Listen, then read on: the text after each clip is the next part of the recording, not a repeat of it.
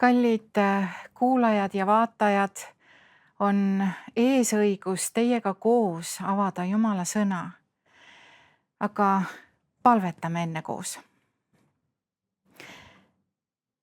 Suur Jumal, täname sind tänase päeva, tänaste võimaluste eest. Palun õnnista meid ja juhata oma püha vaimuga mõistma sõna, mida me avame, ja seda, mida sina tahad meile öelda.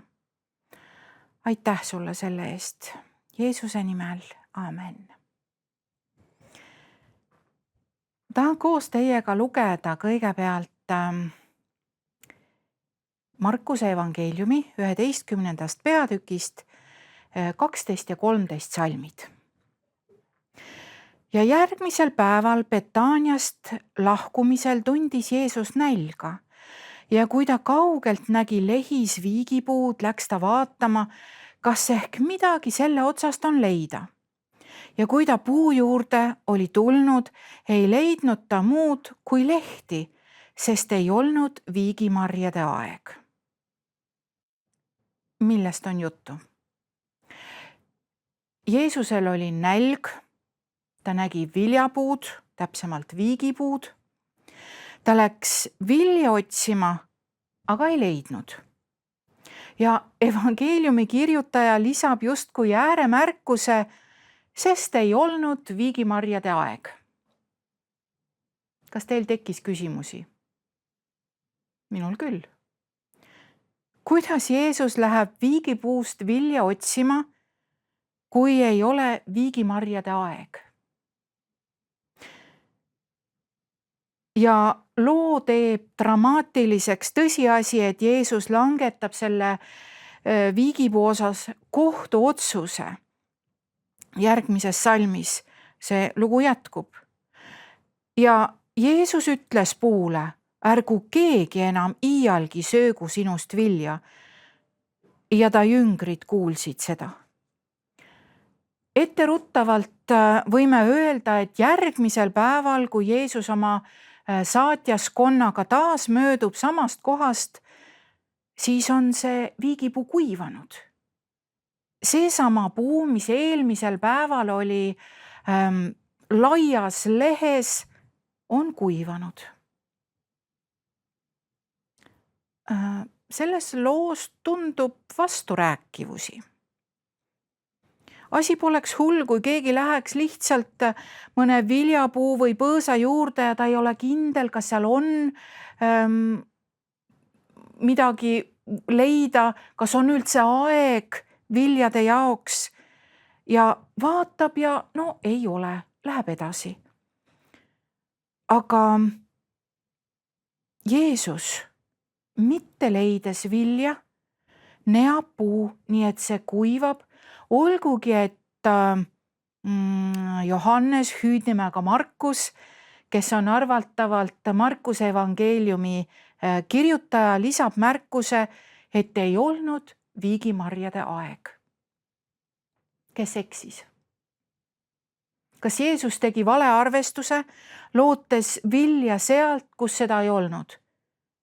Kas ta ei tundnud loodust? Või oli ta liiga karm oma otsuses viigipuu kohta? Või ajas Markus midagi segamini, väites, et ei olnud viigimarjade aeg? Jeesus tundis loodust. Tunneme ju meiegi. Teame, millal on maasikate aeg, millal õunapuust õunu otsida. Teame, millal metsa minna seenele või marjule. Ka Jeesus teadis. Rahvast õpetades tõi Jeesus väga palju näiteid loodusest, et räägitav jutt oleks paremini mõistetav. Jeesus toob näiteid külvajast, seemne tärkamisest, lindudest, lilledest, puudest, umbrohust, pilvedest, tuulest. Ta ikka alustab nii. Vaadake kaarnaid või vaadake lilli ja siis jätkab oma looga. Ja nende näidete põhjal õpetab ta midagi olulist. Loeme ühe Jeesuse õpetatud loo või võrdumi.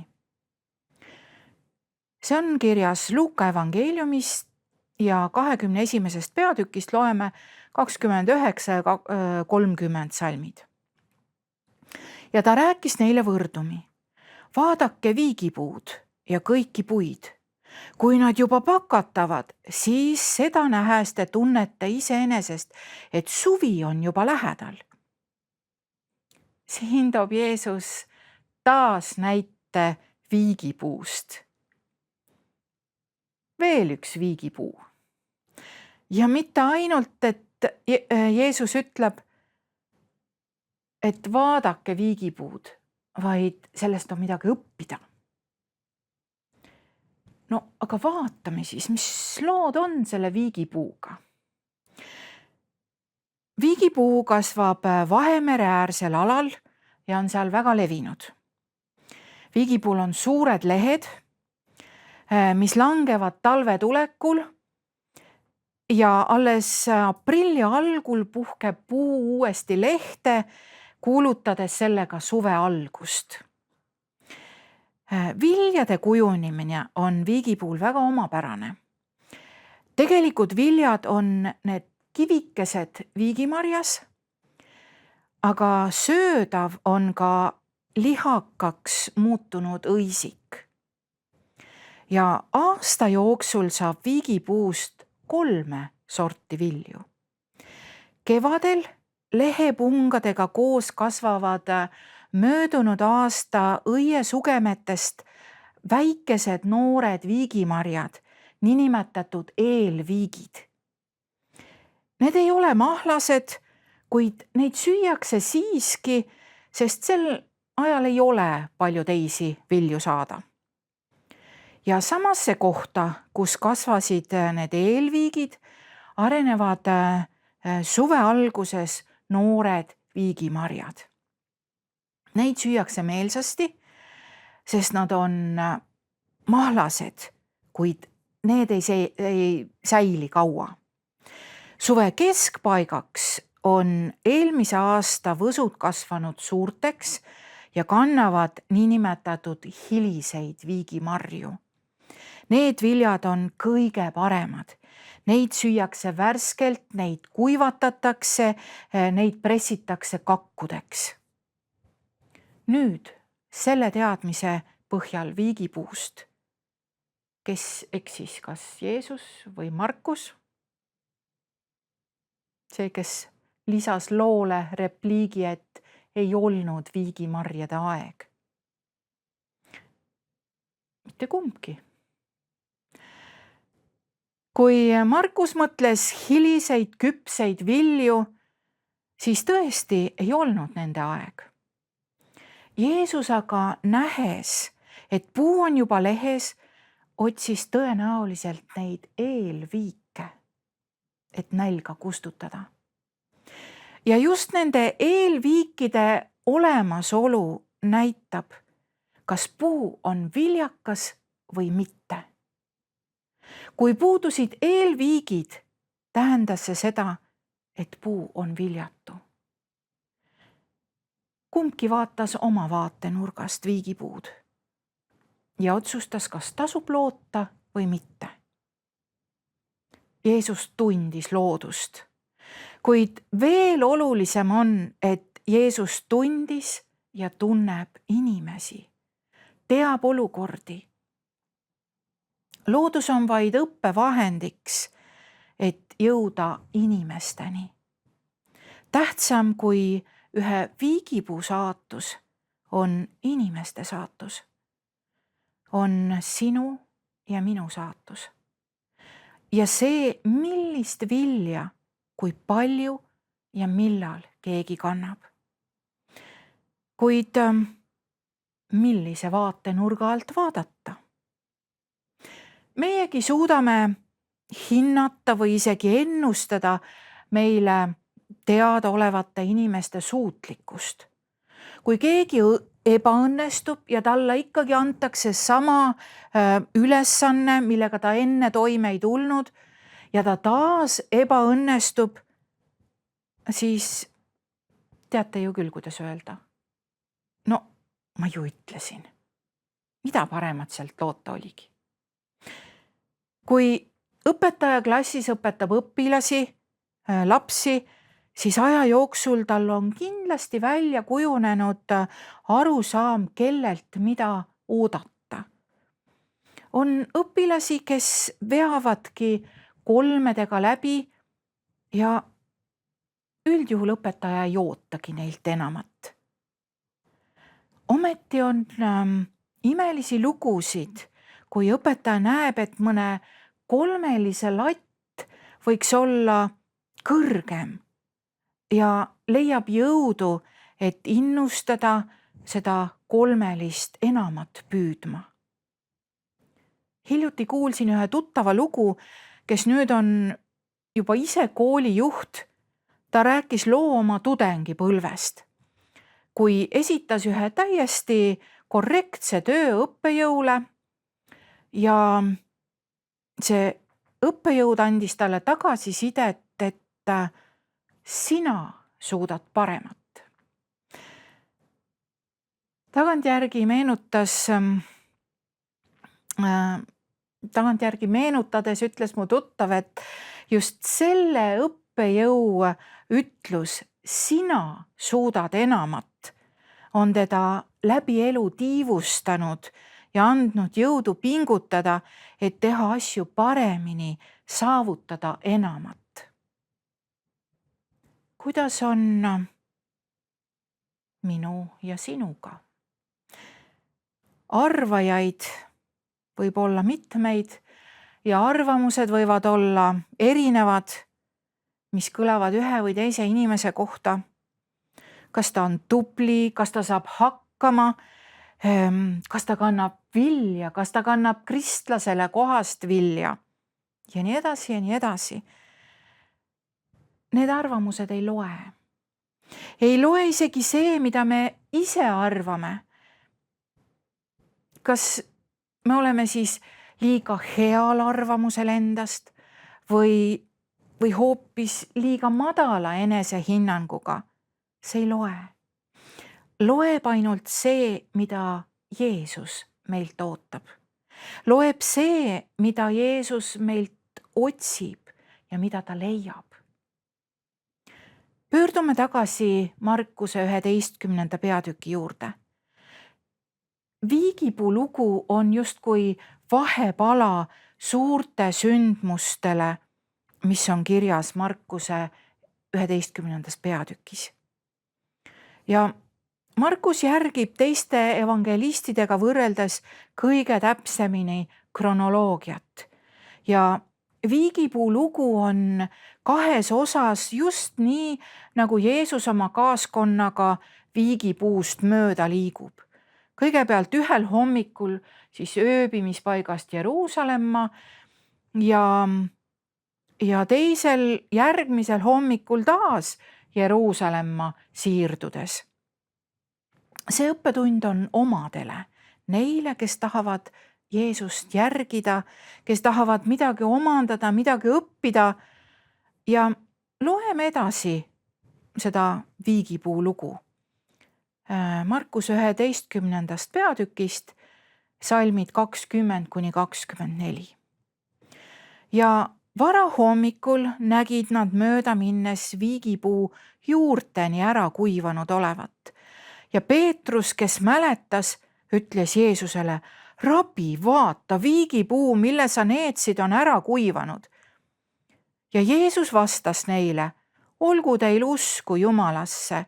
Tõesti, ma ütlen teile, kes iganes ütleb tollele mäele, kerki ja kukuta end merre, ega kõhkle oma südames, vaid usub, et see, mis ta räägib, sünnib, siis see saabki talle. Seepärast ma ütlen teile, kõike, mida te iganes palves endale palute, uskuge, et te olete saanud ja see saabki teile. Kas panite tähele? Peetrus märkab, vaata, viigipuu on ära kuivanud. Ja Jeesus vastab, oleks teil usku Jumalasse. Kas siin on teemast mööda rääkimine? Kuidas nii järsk teema muutus? Ei, Jeesus seob usu teema väga kindlalt sellesama viigipuu looga. Tõsi, ka see oli usutegu, kui Jeesus lausus viigipuule need needuse sõnad ja selle tulemusel puu kuivas, kuid see on pigem kohtumõistmise teema ja see on Jumala pärusmaa, sest vaid tema on õiglane kohtumõistja. Aga kuidas peaks meie jaoks usu teema ja viigipuu lugu seostuma? Jaa, vilja kandmine ongi usutegu. Vaid usu läbi suudame kanda head vilja. Vaid usu läbi suudame me elada viljakat elu Kristusele. Kõik talendid, anded, võimed tulevad üksnes Jumalalt ja meil tuleb neid usus kasutada, kasvatada, arendada. Ilma usuta ei suuda me oma elus esile tuua isegi neid eelviike, mis sobiksid vaid nälja kustutuseks. Rääkimata mahlastest ja maitsvatest ja väärtuslikest sügisestest viikidest. Galaatia kirja 5. peatükis räägitakse meile vaimuviljadest, mis peaksid avalduma kristlase elus. Seal on väga selgelt esile toodud vaimuviljade kasvutingimus. Elamine vaimus, käimine vaimus. Ja loeme koos Galaatia kirja 6. peatükist 8. salmi. Kes oma lihalikule loomusele külvab, see lõikab lihalikust loomusest kaduvust. Kes aga vaimule külvab, see lõikab vaimust igavest elu. Koos Jeesusega, usus temale toetudes, on soodusaeg viljade kasvuks. Usus Jeesusele toetudes ei pea ka hirmu tundma, kui Jeesus tuleb, astub minu juurde, lükkab eemale need lehed minu elu puust ja vaatab, mida Jeesus leiab seal minu elu puus. Tema on parim looduse tundja, ta on parim inimeste tundja, ta on parim olukordade tundja, tema teab, mis peaks olema seal leitav. Kas seal peaksid olema juba need sügisesed väärtuslikud viljad või suvised mahlased viigid või alles need eelviigid, mis ometi on märgiks, et puu ei ole viljatu.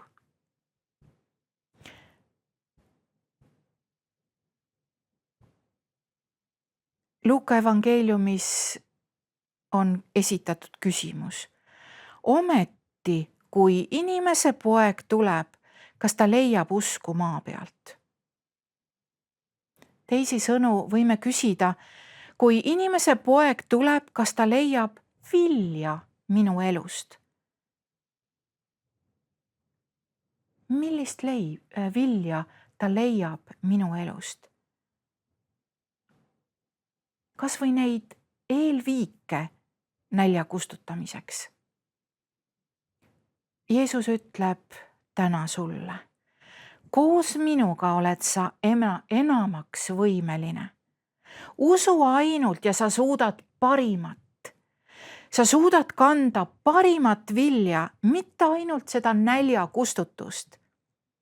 Ära kõhkle oma südames, ainult palu usus ja see sünnib sulle. Usu ainult. Kui apostlid palusid, et kasvata meie usku, siis meie võime sama palve esitada. Ja kui sinagi tahad täna esitada sama palve Jumalale, kasvata minu usku, kasvata minus vilja. kui jah, siis pöördume palves Jumala poole. Suur looja Jumal,